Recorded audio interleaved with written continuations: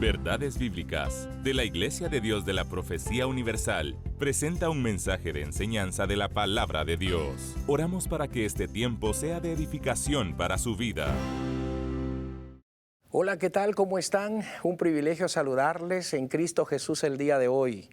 Es un honor saber que ustedes ya están allí en su casa o donde quiera que se encuentren, tanto pues de manera individual como de manera familiar, pues viendo esta franja dominical que ha sido y desde luego en este año 2022 seguirá siendo de mucha bendición y de mucha edificación a muchas personas, y usted precisamente por ello está allí con nosotros, porque sin duda ha edificadole de manera grande todo lo que hace Canal 27, el canal de la esperanza. Así que este es su buen amigo y hermano en Cristo, Misraín Fernández, quien va a estar con usted durante esta hora de estudio bíblico que sin duda será de mucha bendición para su vida. Un caluroso saludo de parte de la Iglesia de Dios de la Profecía Universal en Guatemala, Centroamérica, y desde luego soy quien represento en el Canal 27 con esta participación que sin duda es de mucho provecho, no solo para nosotros, sino también para ustedes. Detrás de cámaras hay un selecto equipo que hace sinergia con nosotros para que de esa forma podamos edificar su corazón. No podemos pasar por alto el agradecimiento a usted como socio honorario que ha tenido para este canal de apoyar, y no dudamos que el Señor ha de bendecirle de manera grande por todo lo que usted hace en su esfuerzo de poder colaborar como equipo a este ministerio como lo es Canal 27. Así que le animo, allí en pantalla hay números telefónicos con el que usted puede comunicarse. Si no es socio honorario, le invitamos para que este año usted sea parte de este grupo de personas, de este equipo de personas quienes lo han venido haciendo ya por mucho tiempo. Así que no dude usted de ser parte de este ministerio. Así que queremos el día de hoy orar, pedirle al Señor para que dirija los designios de nuestra sesión bíblica para el día de hoy. Padre, en el nombre maravilloso de Jesucristo oramos. Pedimos, Señor, que a través de tu palabra te glorifiques en el corazón de quienes nos van a escuchar. Trae luz a nuestros corazones, te lo pedimos, te lo imploramos, en el nombre maravilloso de nuestro Señor y Salvador Jesucristo. Espíritu Santo, encárgate tú como consolador, como docente perfecto, para traer luz y que de esa forma, Señor, tengamos un mejor entendimiento de las Escrituras, de tu palabra. En Cristo Jesús te lo pedimos. Amén. Así que el día de hoy vamos a iniciar una serie durante este mes de febrero que sin duda será de mucho provecho para todos nosotros. Podríamos considerar que esta serie de la carta del apóstol Juan en sus 5 capítulos podrían ser nuestras bases de estudio para este mes de febrero. ¿Por qué razón? Bueno, porque es una carta que en lo personal se identifica tanto con la situación, el momento que vive la iglesia, el momento en el que atraviesa la iglesia. Así que esperamos que estos 5 capítulos de esta primera carta de Juan nos ayuden para el día de hoy. Vamos a iniciar entonces viendo algunos aspectos de sumo interés con relación a esta carta. En primer lugar, necesitamos considerar al autor de esta carta. Cuando vemos las Escrituras encontramos que hay una tremenda identidad del autor o del escritor de esta carta, que su nombre es Juan. La tradición, pero aparte de ello, también la historia ha reconocido a Juan como uno de los principales escritores de estos libros que llevan precisamente su nombre. El Evangelio, que lleva el nombre de Juan, y luego las 3 cartas sumadas que serían la primera carta de Juan, la segunda carta de Juan y la tercera carta de Juan. Y por último tenemos un 5.º libro que se suma, que es el libro del Apocalipsis. Y valga de paso poder decir que Juan en realidad fue el escritor con el quien se cierra el canon neotestamentario y en sí todo el canon bíblico, porque él, estando en la isla de Patmos, puede ser el último escritor, año 96, año 100 después de Cristo, quien hace una actividad enorme, no solamente de predicación, sino de poder estar en esta isla padeciendo por la causa de Jesucristo. Ahora, ¿qué elementos queremos el día de hoy estudiar a través de esta primera carta del apóstol Juan? Bueno, en primer lugar necesitamos saber que hay un tema central de toda esta carta. El tema central de toda esta carta es hablar acerca de la verdad y de la justicia. Eso es lo que podemos deducir de los 5 capítulos de esta carta. Desde luego que esta carta tiene un trasfondo, y ya lo dije, pertenece a los 27 libros que constituyen el Nuevo Testamento y que nosotros aceptamos como tal el canon neotestamentario. El apóstol Juan como tal se asocia como uno de los apóstoles del Señor Jesucristo. Él dirigió los designios de la iglesia en algún momento cuando la iglesia comienza su predicación. El libro de los Hechos es un libro que nos ayuda a que podamos encontrar cómo la posición de Juan era desde el día de Pentecostés un espacio para él, para dirigir juntamente con otros apóstoles el ministerio de la iglesia y de la predicación de aquel momento. También vale la pena considerar de que cuando hablamos del apóstol Juan y en especial su relación con el Señor, pues Juan fue tal vez la persona más que disfrutó la estrecha comunión con el Maestro, con el Señor Jesucristo. Debe de entenderse que el apóstol Juan recibe ese título que pues ninguno de los apóstoles recibió en el resto de las páginas del Nuevo Testamento, llamarle el discípulo amado. Ese es un nombre, un título que Juan tiene de parte del mismo Señor Jesucristo. Estos aspectos nos ayudan para poder identificarnos con el autor, con el escritor. Algunos aspectos que yo necesito puntualizar entre los propósitos de esta primera carta del apóstol Juan, por lo menos encontramos 2 acá muy definidas, aunque decíamos que la verdad central de esta carta es hablar de la verdad y de la justicia. Vale la pena también saber que la carta lleva como propósito, lleva como fin el poner al descubierto y al rechazar propiamente los errores éticos y doctrinales de los falsos maestros. Y número 2, saber que otro propósito de esta carta es exhortar a los hijos del Señor, a los hijos de Dios, a que de manera espiritual puedan vivir una vida santa, una vida en comunión con Dios, en verdad, en justicia, que sería lo opuesto a la oscuridad. Así que viendo estos aspectos, decimos entonces que este primer capítulo de Juan, en el capítulo 1 de esta carta, podríamos intitular en este primer capítulo el tema sobre la luz versus la oscuridad. La luz versus la oscuridad. ¿Qué tenemos acá? Pues propiamente tenemos 9, 10 versículos que serían los que en el capítulo 1 serían la base para la clase, la sesión bíblica de este día de hoy, domingo. Bueno, lo que tenemos en este bosquejo rápidamente del versículo 1 al versículo 10 son 3 fases elementales. 1, ver la humanidad del Señor Jesucristo desde el verso 1 hasta el verso 4.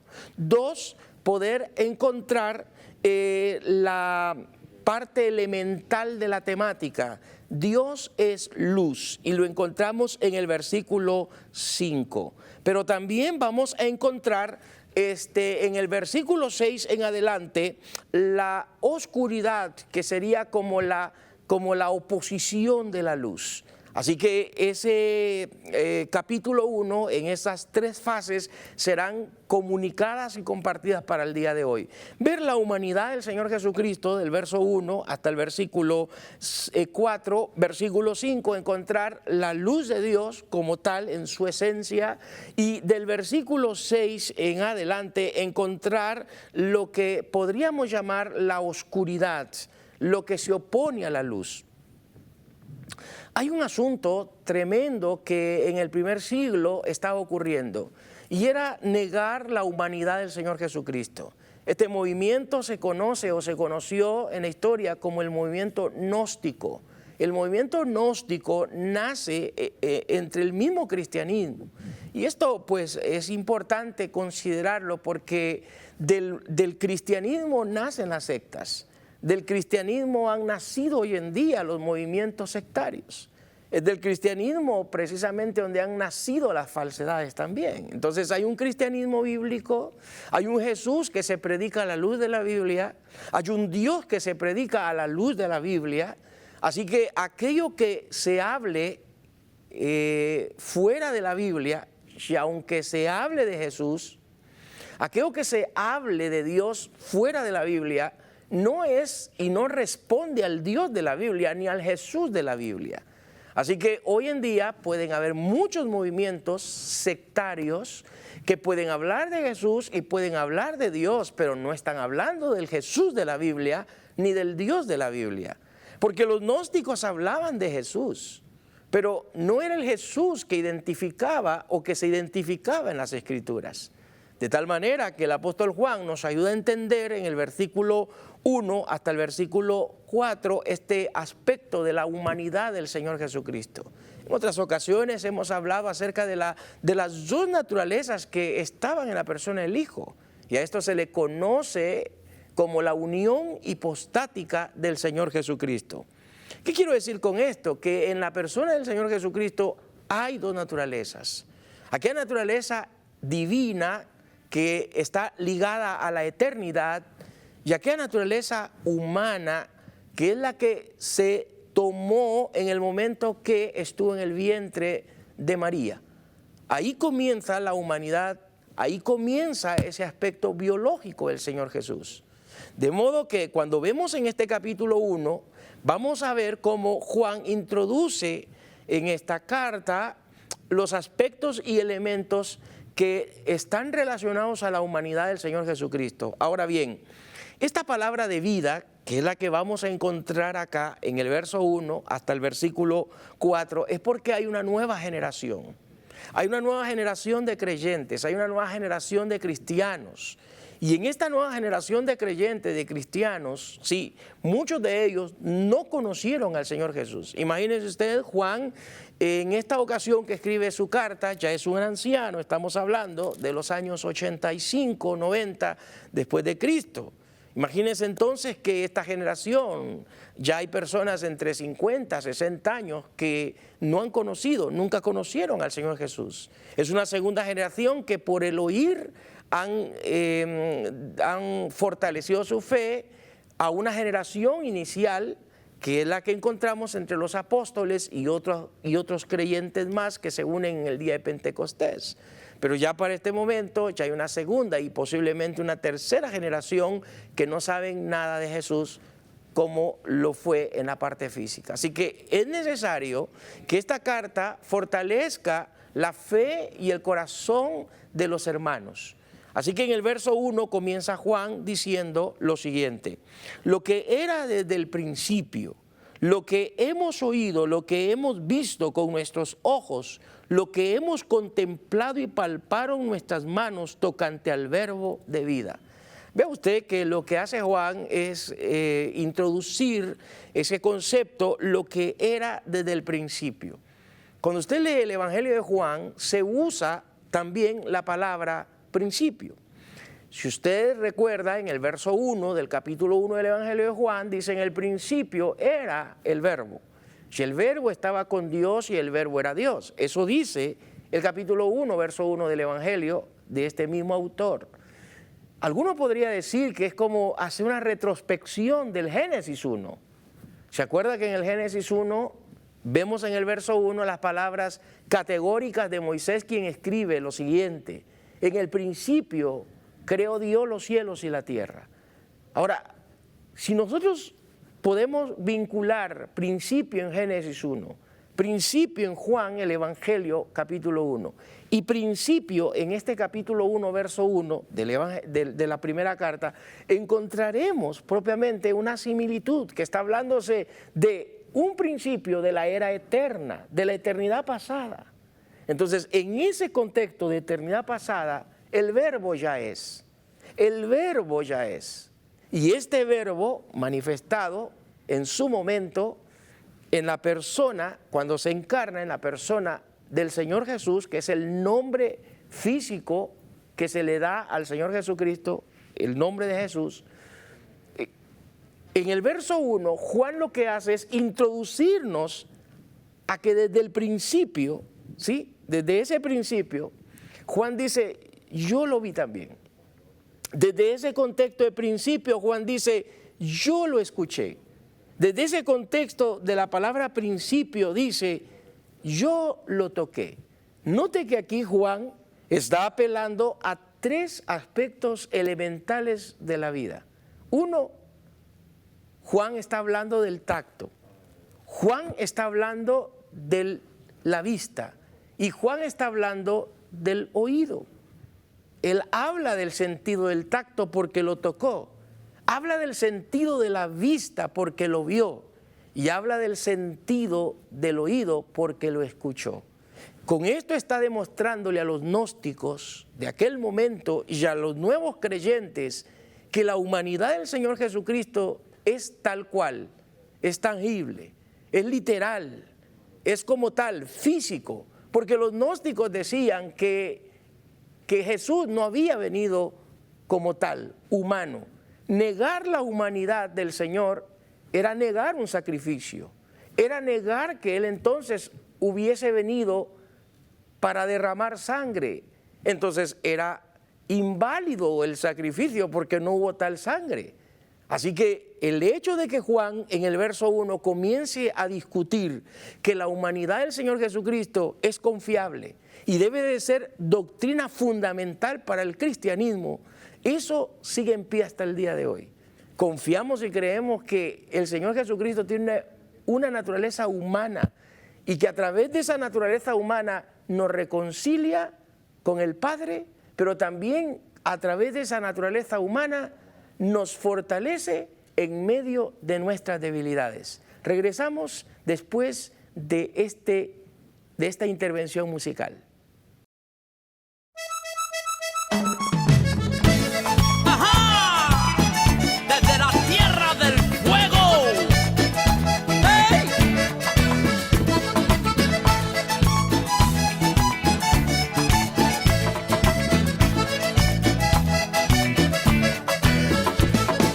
Quiero presentarte un amigo, quiero que sepas de él. Quiero presentarte a Jesús, su nombre es Emmanuel. Si en tu vida no hay alegría y piensas que no hay solución, puedes mirar hacia arriba y hablar con el Dios de amor y dice: y soy feliz, Emmanuel, soy feliz, yo soy feliz, soy feliz, Emmanuel, soy feliz, yo soy feliz. ¡Hey! ¡Hey!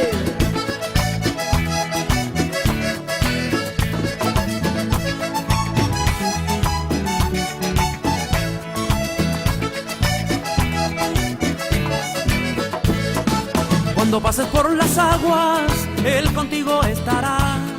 Y si pasas por el fuego, no te quemarás.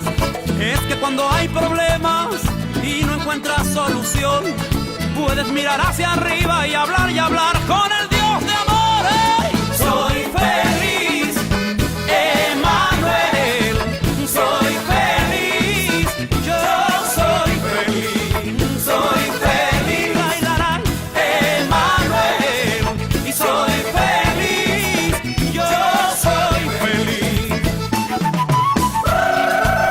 ¡Hey! ¡Hey!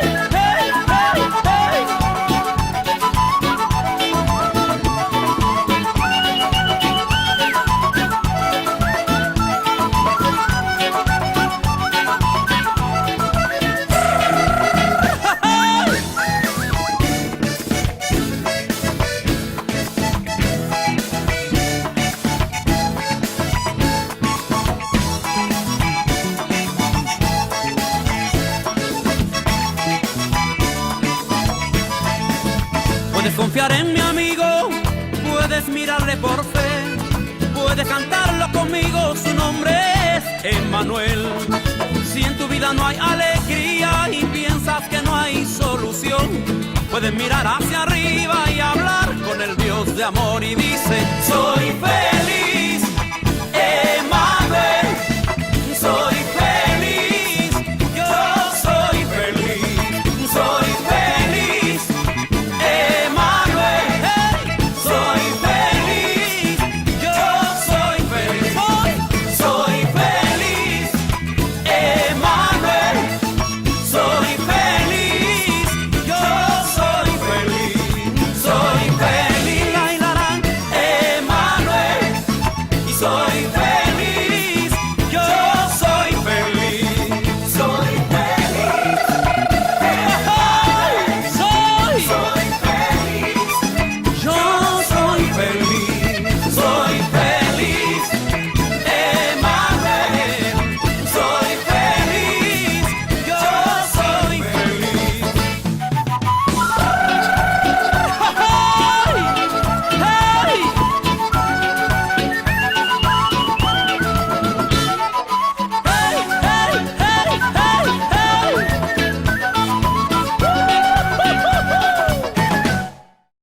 Gracias por estar usted en compañía nuestra. Este es su espacio Verdades Bíblicas. Estamos estudiando esta carta, que es la carta de Juan.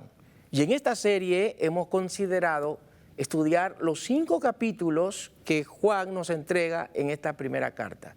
Decíamos en nuestro set anterior que este capítulo 1, que es el que hoy hemos utilizado como base para poderlo compartir, están estos 10 versículos separados. 1, ver la humanidad del Señor Jesucristo del verso 1 hacia el 4, encontrar que Dios es luz en el versículo 5 y luego tomar en el versículo 7 especialmente cuando se comienza a hablar de aquello que se opone a la luz y que en este caso serían las tinieblas. Y de ahí el tema de este día, la luz versus las tinieblas. Pero ¿cómo comenzamos hablando de la luz versus las tinieblas que aparecen en estos mismos versículos del 7 en adelante de este capítulo 1? Bueno, el prólogo de Juan nos ayuda a encontrar que quien puede disipar, en este caso la oscuridad, quien puede disipar toda cuestión que no esté relacionado con la luz, es la persona del Hijo de Dios. Y a eso vino el Hijo de Dios. De hecho, Juan en el capítulo 1, en su evangelio, dice que en él estaba la vida. Y la vida era la luz de los hombres. Y allí aparece en el capítulo 1 de Juan definido. Así que en el verso 1 de este capítulo 1, de esta primera carta de Juan, encontramos que se sienta un precedente donde la humanidad del Señor Jesucristo es defendida por el apóstol Juan, diciéndole a los gnósticos, aquel movimiento pseudo cristiano de aquel momento, que no era correcto lo que estaban haciendo. Como falsos maestros estaban queriendo incurrir y queriendo dañar a la iglesia, diciéndoles que el Señor Jesucristo no había venido como tal, humano, como hombre, 100%. Así que Juan lo que hace en el verso 1 es decir, soy el último de los apóstoles, a una generación nueva, a una generación que no se había identificado con el Señor Jesús porque ya eran otras personas, una segunda, una tercera generación. Juan entonces en el versículo 4 cuando dice, estas cosas os escribimos para que vuestro gozo sea cumplido. ¿Por qué? Porque lo que está haciendo Juan es decirles, yo lo toqué. Ustedes estén contentos, fortalezcan su gozo en el Señor porque yo soy el último de los apóstoles que yo pude ver al Señor, que yo pude escuchar al Señor, es más, pude palpar al Señor. Decíamos en el set anterior que apela a los sentidos del humano, el sentido del tacto, lo toqué, el sentido de la vista, lo vi, el sentido del oído, lo escuché. Así que Jesús no era una persona, un fantasma en medio de la gente. Él poseía un cuerpo, poseía como tal, era humano, poseía todos los elementos que constituyen a un ser humano. Así que en el versículo 2, Juan pasa a seguir defendiendo este tema, diciendo en el versículo 2 lo siguiente: porque la vida fue manifestada y la hemos visto, y testificamos y os anunciamos la vida eterna, la cual estaba con el Padre y se nos manifestó. Ve usted que encontramos acá dos cosas muy elementales sobre la humanidad del Señor Jesucristo. Uno, se utiliza la palabra vida. La vida propiamente del Señor Jesucristo fue manifestada. Pero qué fabuloso saber que en esta vida que se manifestó, ahora tenemos vida eterna. Es decir, tuvo que venir el Señor Jesús, tuvo que introducirse el Señor Jesús, y una vez que se introduce el Señor Jesús a nuestro contexto, a nuestro planeta, a nuestro mundo, esta vida misma con la que vino Jesús se manifestó, pero por medio de esa misma vida, ¿sí?, reconcilia al hombre, y que por medio de esta misma vida que está en el Señor, sí, como todo un hombre, como todo un humano, reconcilia a los pecadores, al mundo entero, por medio de su muerte. Y por eso entonces el Señor Jesús, a través de su muerte, lo que hace es no solo reconciliarnos con Dios, sino permitir que aquello que estaba como enemigo de Dios ahora se haga amigo. Cristo prácticamente es el mediador, el puente que hace una conexión entre Dios y los seres humanos. Y cuando el hombre termina creyendo en la vida que es Cristo, cuando el ser humano termina creyendo en la persona del Hijo y recibiéndolo como tal, como Señor y Salvador, algo va a pasar. Esa persona se convierte en amigo de Dios, pero también esa persona tiene una calidad de vida, no solo presente, sino una calidad de vida futura. Por eso es de que Juan usa la palabra: y os anunciamos la vida eterna, la cual estaba con el Padre y se nos manifestó. Porque ese es el fin de Cristo, no solamente tener excelencia de vida en el presente, sino saber que hay una excelencia de vida en la eternidad. Porque el Señor Jesús, siendo eterno, desea que nosotros vivamos en la eternidad con Él. Y desde luego a los que hemos creído en Jesucristo se ha hecho efecto ese lindo regalo que de Él hemos recibido, que es la salvación. Invitamos a aquellos que desde luego pudieran estarnos viendo y pensar que esta vida es lo único que se tiene, y decirles no. Por un momento reflexione. La vida presente, sí, es la base para poder entrar a una eternidad. El punto es que hay dos tipos de eternidad, una con Dios y una sin Dios. El ser humano no es punto y final, el ser humano es punto y aparte. La misma gramática nos enseña que hay un punto final, pero también la misma gramática nos enseña que hay un punto y aparte. El ser humano es punto y aparte, no es punto y final. Para ello apareció la vida, el Dios hombre, el Dios hecho carne, el Cristo, sí, el Cristo de Dios se nos manifestó. Y como tal, esta vida hizo posible en la cruz expiar la iniquidad nuestra para tener derecho a la vida eterna. Pero solo era posible si este Mesías era hombre.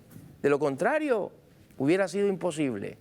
No hubiera razón si Jesús no hubiera tomado forma humana.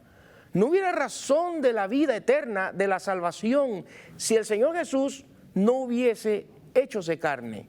Pero la encarnación del Hijo hace posible que haya una conexión con el Padre. ¿Por qué? Porque este Dios hombre que se encarnó nos identificó y a la vez hace que su humanidad hoy haga un ministerio de sacerdote, porque Él como sacerdote lo que hace precisamente es reconciliarnos. Como sacerdote, Él hace un ministerio de abogacía, un ministerio de mediador. Vea usted hasta dónde trasciende el que pensemos que el Mesías debió de ser hombre.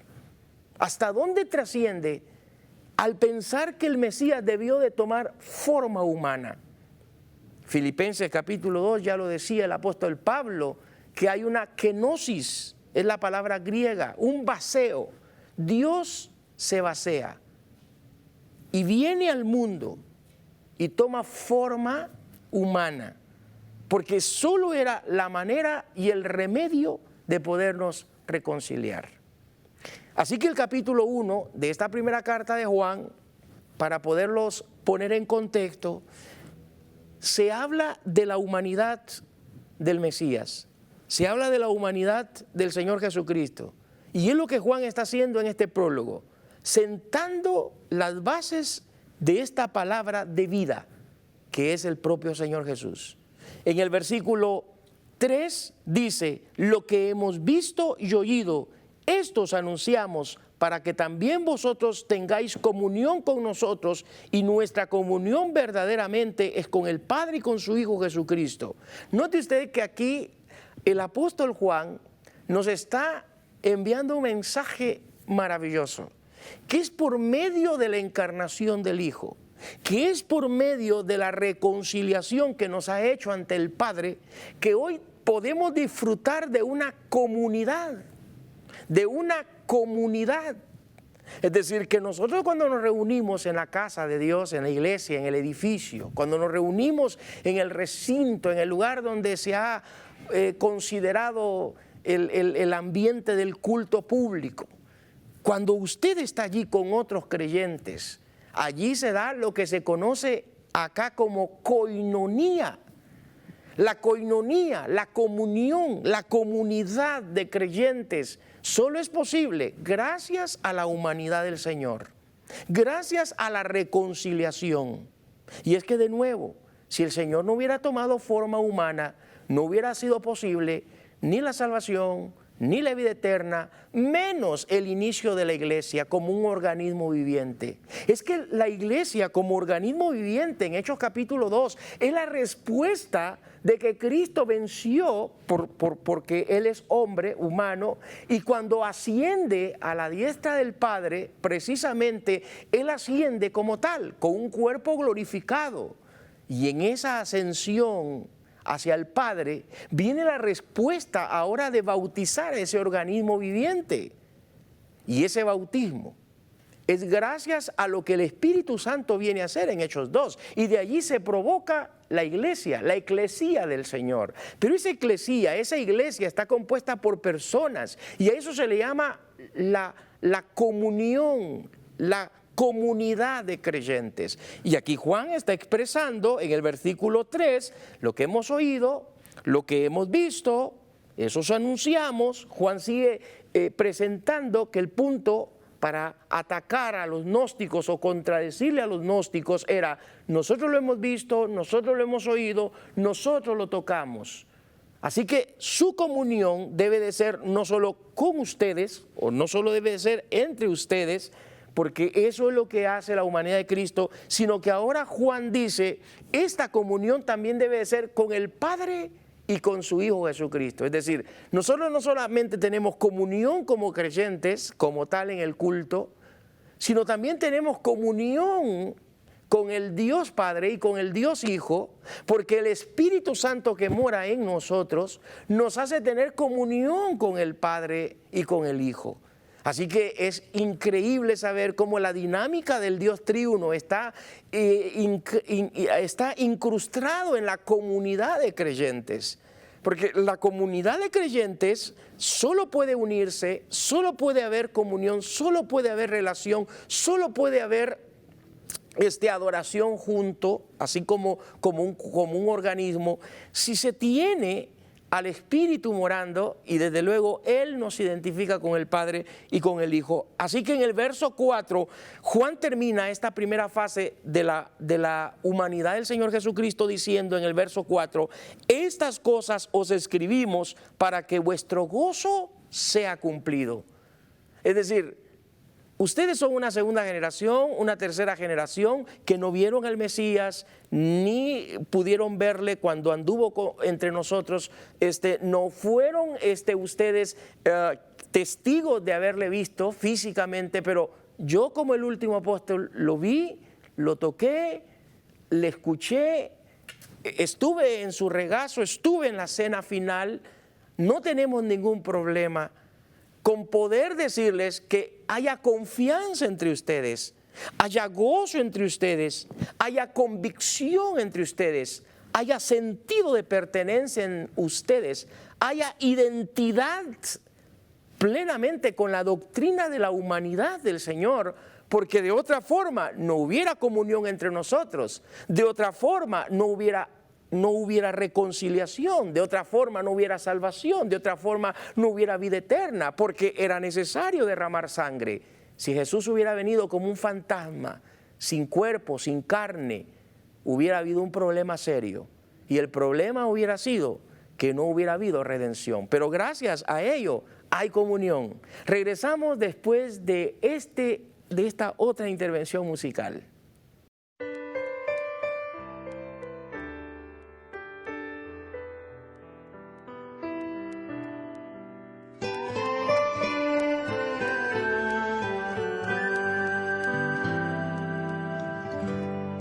Mi vida está llena de ti, mi vida está llena de ti, mi vida está llena de ti, yo sé que estás en mí. Mi vida está llena de ti, mi vida está llena de ti,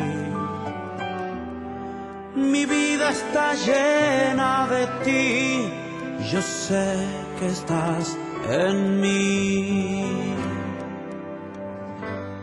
Y es como un río que baña mi alma, cual agua fresca que inunda mi ser. Y es como un río que baña mi alma, y es tu presencia que me hace vivir. Mi vida está llena de ti, yeah. Mi vida está llena de ti, yeah. Mi vida está llena de ti, yo sé que estás en mí. Mi familia está llena de ti, mi familia está llena de ti, y ahora yo, mi familia está llena de ti, yo sé que estás aquí. Y es como un río que baña mi alma, cual agua fresca que inunda mi ser. Y es como un río, y es como un río que baña mi alma, y es tu presencia que me hace vivir.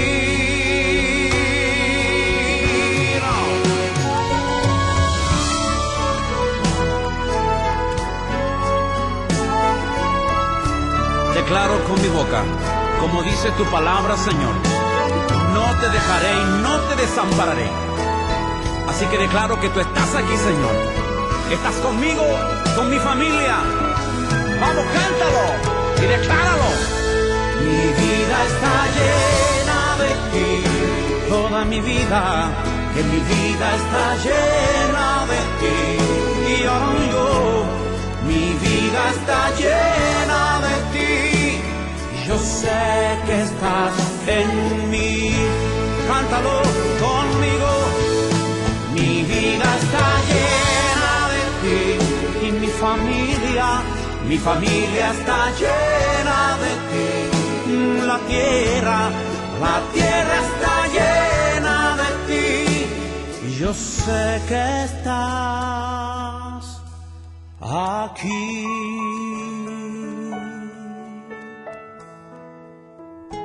Y aún en el desierto, Señor, tú estás. Yo sé que estás en mí. Está usted en compañía de este su espacio, Verdades Bíblicas. Estamos abordando este tema tan significativo como lo es la carta del apóstol Juan y en sus 5 capítulos. Hoy nos corresponde este capítulo número 1. Estamos hablando sobre la luz versus la oscuridad versus las tinieblas. Y hemos dicho que este capítulo 1 está separado, de acuerdo a lo que hemos leído, en 3 fases. 1, invitar el apóstol Juan a que las personas se identifiquen con la humanidad del Señor Jesucristo. ¿Por qué? Porque esta humanidad nos reconcilia, porque esta humanidad nos permite tener acercamiento físico con Jesús en su momento con los apóstoles. Y hoy esa misma humanidad nos permite que el Hijo nos pueda socorrer cuando tengamos problemas. Él tiene un ministerio de sacerdote a través de su humanidad. Así que de esa forma podríamos decir que este capítulo 1 del Evangelio de Juan, o más bien dicho, de esta primera carta de Juan, verso 1 hacia el versículo 4, presenta esta humanidad del Señor Jesús. Pero ahora entramos en el versículo 5 hacia el versículo 10 a hablar sobre la luz, pero también hablar sobre las tinieblas. Hablar acerca de la luz, pero también encontrar esa parte contraria que sería la oscuridad. ¿Qué tenemos en el verso 5? Leemos lo que dice Juan. Este es el mensaje que hemos oído. Eso es imperativo. Este es el mensaje que hemos oído de parte de Él. ¿Cuál es el mensaje que se ha escuchado de parte de Él? Recuerden que Juan fue apóstol directo del Señor Jesús. Él ya ha dicho, yo lo oí. Él ha dicho, yo lo vi. Él ha dicho en el verso 1 de este mismo capítulo 1, yo lo toqué. Y ahora él en el verso 5 dice, así que si yo lo escuché, yo tengo un mensaje, juntamente con otros apóstoles que ya murieron, tenemos un mensaje, y ese mensaje sería no solo el mensaje para la iglesia primitiva, sino para la iglesia de toda la historia hasta que Jesús vuelva por segunda vez. Y en el verso 5, entonces, dice Juan, este es el mensaje que hemos oído de parte de Él. ¿Y cuál es el mensaje? Y aquí están, por lo menos, elementos que yo quiero puntualizar. Lo primero, Dios es luz. Ese es el mensaje. Dios es luz y no hay ninguna tinieblas en Él. Y no existen tinieblas en Él. Qué importante este aspecto que Juan dice sobre el mismo Dios, que Dios es luz. Ahora, en el versículo 5, como ya lo hemos visto de este capítulo, encontramos estas palabras precisas que le dan sentido a este capítulo 1, que Dios es luz. Una vez que el apóstol repite la expresión hemos oído y también os anunciamos, Juan habría oído la verdad y ahora estaba proclamando a través de sus escritos este mensaje sobre, ¿se recuerdan? La palabra verbo de vida. Jesús ya ha sido anunciado por Juan en su evangelio y él lo ha presentado como el verbo de vida. De hecho, Juan es el único apóstol que usa la palabra verbo, de donde también tenemos la palabra logos. Esa palabra verbo está en acción, el logos de Dios. Es la acción de Dios, es el tratado de Dios. Y Juan entonces, cuando presenta en el versículo 5, este es el anuncio que tenemos. ¿Cuál es el anuncio? Que Dios es luz. Cuando hay luz, no hay oscuridad, mis queridos. Cuando hay luz, se van a disipar las tinieblas. Así que en este preciso versículo debemos de entender que es Dios quien ilumina, es Dios quien disipa la oscuridad a través de su presencia, de su majestuosidad. Jesús ya lo ha dicho, y Juan precisamente en su evangelio, en el capítulo 8, ha hablado sobre, relatando las palabras del Señor Jesús. Cuando Jesús ha dicho, yo soy la luz del mundo. ¿Se acuerda? Y el que me sigue no andará en tinieblas. Jesús ya lo ha dicho y Juan es el quien lo redacta en su evangelio. Jesús dice, vosotros sois la luz. Ahora, viene a mi mente lo que en algún momento con alguien platicamos. ¿Por qué Jesús en Mateo capítulo 5, verso 13 también le dice a los creyentes, vosotros sois la luz? ¿Dónde estará el problema? Si Jesús le dice a los creyentes, vosotros sois la luz, ahora Él también dice, yo soy la luz. ¿Dónde estará la respuesta o la veracidad? Bueno, en realidad los dos textos tienen sentido. Jesús es luz y los creyentes son luz. Lo único es que los creyentes no tienen luz propia. Los creyentes replican la luz de Cristo. Cuando Jesús dice, vosotros sois la luz, no es porque los creyentes tengan luz propia, así como la luna, que es el satélite más cerca, no tiene luz propia, sino que quien le proporciona luz a la luna es el sol, porque el sol en realidad es ese astro que emite luz,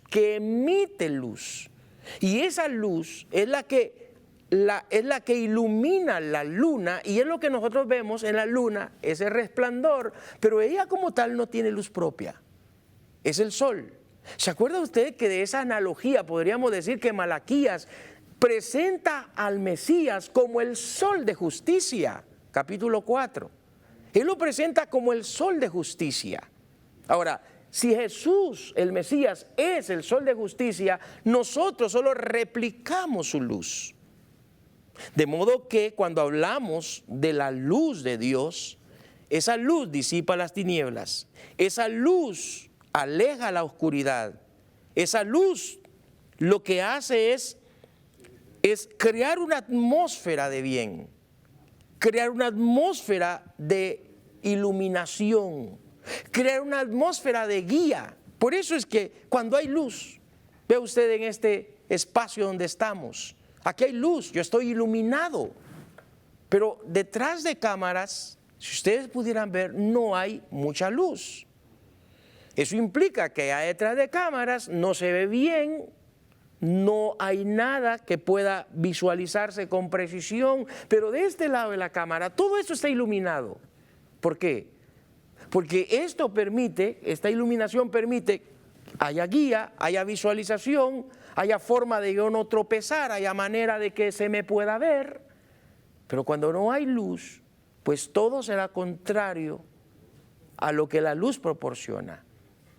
Eso es lo que vemos en el versículo 6, que sería lo contrario a la luz. Si decimos que tenemos comunión con Él, koinonía, porque Él es luz, y andamos en tinieblas, que sería lo contrario, sería lo antagónico a la luz. Lo antagónico es luz con las tinieblas. Ahí hay un antagonismo, no hay relación entre una cosa y la otra. Dice entonces que mentimos y no practicamos la verdad. Hay una palabra clave aquí que dijimos al inicio de la carta de Juan, y es que la carta se identifica con dos términos muy elementales en todo esta primera carta, y es la palabra verdad, que también en la segunda carta y la tercera vamos a encontrarla, pero se usa mucho la expresión verdad. Verso 7, pero si andamos en la luz, como Él está en luz, tenemos comunión unos con otros. De nuevo la comunión, la koinonía, la comunidad. Y la sangre de Jesucristo, su Hijo, nos limpia de todo pecado. Es decir, entonces, que la sangre del Señor Jesucristo es capaz única y exclusivamente para limpiarnos de todo pecado, ¿sí? Y ese es en realidad ese es el oficio de su redención. Ese fue el fin y el objetivo de su crucifixión, derramar sangre. De nuevo hacemos una retrospección del verso 1 al versículo 4 cuando hablamos de la humanidad. Si no hay humanidad, no hay sangre. Un humano es lo único que puede tener sangre. O sea, una criatura en físico tiene que tener sangre. Jesús, después de su resurrección, de hecho, no perdió su humanidad. Él dijo, tóquenme. Un fantasma, un espíritu, no tiene cuerpo como veis que yo tengo. Se lo dijo a Tomás. Y es ahí cuando Tomás reacciona diciendo, Señor mío y Dios mío, porque reconoce la humanidad del Señor Jesucristo, independientemente que Jesús era divino. Entonces, ¿qué tenemos acá? Lo que tenemos es que la comunión, la koinonía, la relación, la sangre de Jesucristo, que ha sido derramada y fue vertida en favor de nosotros, ahora permite esa sangre que haya comunión, que haya relación, que haya comunidad, que haya iglesia. La iglesia es resultado de la sangre de Jesucristo. El pacto, este nuevo pacto a través de la sangre de Cristo hace que haya una iglesia. O sea que nosotros somos respuesta de la sangre de Cristo. La sangre de un humano, pero un humano perfecto, un humano que es Dios, ese Dios que se hace hombre. Verso 8, seguimos hablando lo que dice Juan, si decimos que no tenemos pecado, nos engañamos a nosotros mismos y la verdad no está en nosotros. Si confesamos nuestros pecados, Él es fiel y justo para perdonar nuestros pecados y limpiarnos de toda maldad. Si decimos, versículo 10, que no hemos pecado, le hacemos a Él mentiroso y su palabra no está en nosotros. Mire, hay 3 cosas elementales de los versículos que he leído. Lo primero es saber que como pecadores arrepentidos y redimidos, no quiere decir que estemos absueltos del pecado. O sea, cuando venimos a Jesucristo no se extirpó el pecado.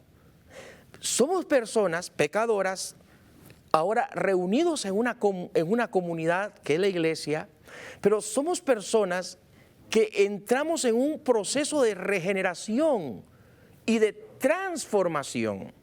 En ese proceso de regeneración y transformación, entonces nos sometemos al señorío de Cristo para que nosotros vayamos de paso a paso. Y como dice Romanos 12, transformaos en vuestra manera de pensar y no os acopléis a los rudimentos de este mundo. La invitación de parte de Dios es que nosotros, aunque seamos pecadores, no quiere decir que nos sintamos holgados a pecar, sino que nos sintamos identificados con la luz. Aunque pertenecimos a las tinieblas, aunque en algún momento anduvimos en las tinieblas, que serían los dos aspectos a tratar acá, el antagonismo es luz versus tinieblas, luz versus oscuridad. Entonces anduvimos, disfrutamos en algún momento en la oscuridad, en las tinieblas, que es sinónimo al pecado, porque es lo que entendemos en el versículo 9. Si confesamos nuestros pecados, es decir, la oscuridad, la tiniebla, lo que produce es esto. O sea, es un asunto metafórico acá, es una cuestión de comparación. La tiniebla aquí representa el pecado y ese estilo de vida de pecar, mientras que la luz refleja y representa la guía, representa la luz, la iluminación que tenemos para tener un mejor estilo de vida, porque nuestro modelo a seguir está en el verso 1 hasta el versículo 4 de este mismo capítulo, y es andar como Cristo anduvo. Y Jesús, como humano, nos enseñó a tener un código de ética y nos enseñó que ese código de ética debe de ser, sí, empleado en nuestra vida cotidiana. Amarnos, vernos como creyentes, vivir con un código de ética que pueda ser testimonio a otros. Pedro lo dijo en su carta: vosotros sois pueblo escogido, real sacerdocio. Vea la manera categórica que hace Pedro. Vosotros sois pueblo escogido, real sacerdocio, nación santa, pueblo adquirido por Dios, para que anunciéis las virtudes, la luz de aquel que os llamó de las tinieblas, dice San Pedro, hacia su luz admirable. Es decir, nosotros somos una comunidad de personas redimidas como pecadores, pero ahora en Cristo, viviendo a la luz de su palabra, viviendo a la luz de las Escrituras, viviendo a la luz del Espíritu Santo, que nos trae, valga la redundancia, más luz cuando nos acercamos a su candil. Las Escrituras son el candil de Dios. De hecho, el salmista ya lo dijera en el Salmo 119, 105, lámpara es a mis pies tu palabra y ella lumbrera es a mi camino. Así que en el versículo 10, Juan termina en este capítulo 1, que fue nuestra lección para hoy, en luz versus tinieblas. Si decimos que no hemos pecado y le hacemos a él mentiroso y su palabra no está en nosotros, y desde luego el hecho de ser creyentes, redimidos por Cristo, salvos por su sangre, la humanidad de Cristo fue en propiciación nuestro, eso no quiere decir que nosotros digamos que ya lo ganamos todo en el sentido de que somos absolutos. La santidad absoluta suya y mía en Cristo la vamos a gozar cuando seamos llevados al cielo. 1 Corintios 15, 51, os digo un misterio, no todos moriremos, pero todos seremos transformados en un abrir y cerrar de ojos. Y Pablo agrega en esa carta, porque esto corruptible se vestirá de incorruptibilidad, y esto mortal de inmortalidad tendrá que vestirse. Y entonces seremos tal cual, personas que hemos llegado a esa parte final, que es identificarnos con Cristo en lo absoluto. De manera que el día de hoy hemos podido concluir esta primera carta y en este capítulo 1 considerar que Dios es luz y que las tinieblas nunca prevalecerán ante la luz. Que Dios les bendiga y será hasta una próxima con esta serie de esta primera carta del apóstol Juan. Que Dios le bendiga rica y abundantemente. Hasta una próxima. Esperamos que este espacio de verdades bíblicas de la Iglesia de Dios de la Profecía Universal haya sido de bendición a su crecimiento espiritual.